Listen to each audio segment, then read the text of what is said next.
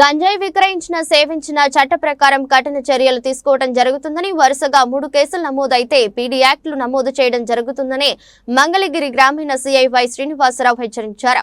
గుంటూరు జిల్లా మంగళగిరి మండల పరిధిలో గంజాయి విక్రయిస్తున్న ముఠా సభ్యులను మంగళగిరి గ్రామీణ పోలీసులు అదుపులోకి తీసుకున్నారు. మంగళగిరి గ్రామీణ పోలీస్ స్టేషన్లో సోమవారం విలేకరుల సమావేశం నిర్వహించారు.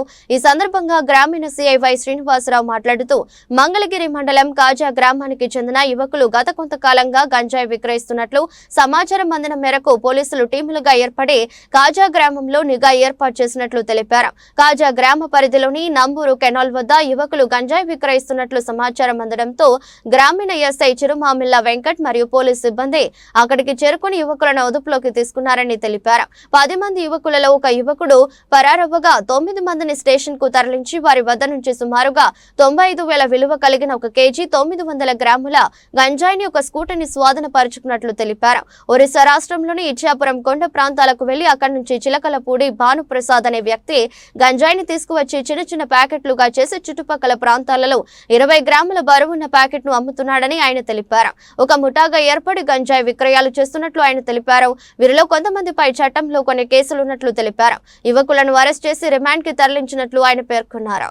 ప్రాంతంలో మనకు వచ్చిన లీడ్ డెవలప్మెంట్ లో భాగంగా మనం ఏంటంటే ఈ కేసులో మనం టీమ్స్ అనేది వర్క్ చేయటం జరిగింది.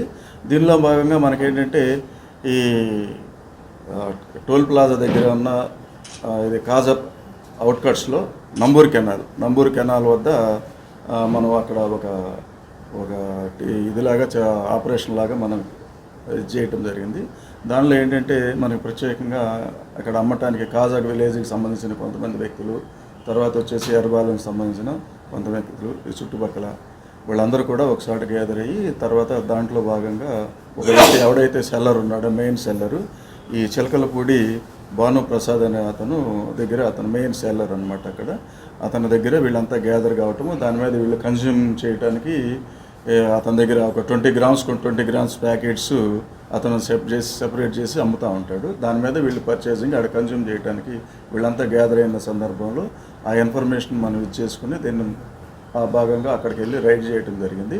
వాళ్ళని కస్టడీలో తీసుకుని తర్వాత ఈ భానుప్రసాద్కి సంబంధించి కొంచెం మనం వాళ్ళ ఏదైతే హిడౌట్స్ ఉన్నాయో అవి చెక్ చేయడం జరిగింది. దాంట్లో మనకి అతని పొజిషన్లో మనకి ఒక 1900 గ్రాములు అంటే కేజీ 900 గ్రాములు ఈ గాంజా ఏదైతే ఉందో కాంట్రాబ్యాండ్ గాంజా మనకి అతని పొజిషన్లో సీజ్ చేయడం జరిగింది.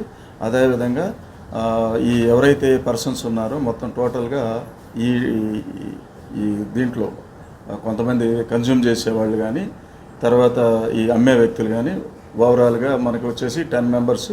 అలాగే దీనికి వీళ్ళకి మెయిన్ సప్లై చేసే సిస్టమ్ ఏదైతే ఉందో ఇది వచ్చేసి ఈ భానుప్రసాద్ అనేవాడు ఇచ్చాపురం ఏదైతే ఉందో ఒరిస్సా ఇచ్చాపురం అనే గ్రామంలో ఒక వ్యక్తి దగ్గర వాడు పర్చేజ్ చేయటం జరుగుతుంది. అక్కడి నుంచి వీడు ట్రైన్ ద్వారా ఇక్కడే తీసుకొచ్చి ఈడకు వచ్చేసి మన ఈ చుట్టుపక్కల కాజా ఈ సరౌండింగ్స్లో ఉన్న కొంతమంది యూత్కి కానీ తర్వాత కొంతమంది స్టూడెంట్స్కి కానీ వాళ్ళకి కానీ ఇవి ఒక్కొక్క ప్యాకెట్ చిన్న ప్యాకెట్స్గా 20 గ్రాముల ప్యాకెట్లుగా తయారు చేసి వాళ్ళకి కన్జ్యూమ్ చేయడానికి ఇతను డిస్ట్రిబ్యూట్ చేయటం జరుగుతుంది.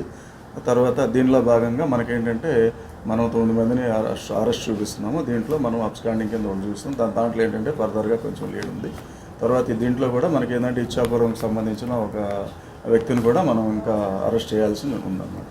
దీంట్లో వీళ్ళందంటే ఈ రోజులో మనం ఆఫ్టర్ డ్యూ ప్రాసెస్ మొత్తం కంప్లీట్ చేసి పోలీస్ ప్రొసీజర్ కానీ ఇవన్నీ కంప్లీట్ చేసి ఈరోజు వీళ్ళందరినీ కూడా రిమాండ్ నిమిత్తము మనం ప్రొడ్యూస్ చేయటం జరుగుతుంది దీంట్లో.